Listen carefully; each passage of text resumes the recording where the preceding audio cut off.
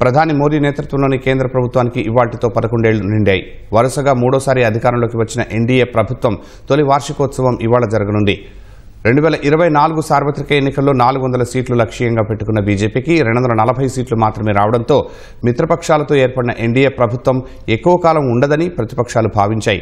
బీజేపీని సార్వత్రిక ఎన్నికల్లో మానసికంగా అంతం చేశామని, ఎన్డీఏ ప్రభుత్వం ఎక్కువ కాలం ఉండదని కాంగ్రెస్ అగ్రనేత రాహుల్ గాంధీ జోస్యం చెప్పారు. అయితే మూడో దఫా ఎన్డీఏ పాలనలో ప్రధాని మోదీ ఇప్పటికే కీలక నిర్ణయాలు తీసుకుని ముందుకు సాగుతున్నారు.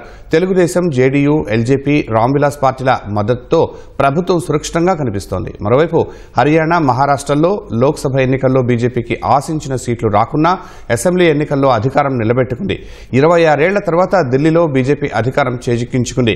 కాంగ్రెస్ సహా మిగతా ప్రతిపక్ష పార్టీలు పలుచోట్ల ఐక్యంగా పోటీ చేయకపోవడంతో బీజేపీకి కలిసి వచ్చిందని పలువురు నిపుణులు పేర్కొన్నారు.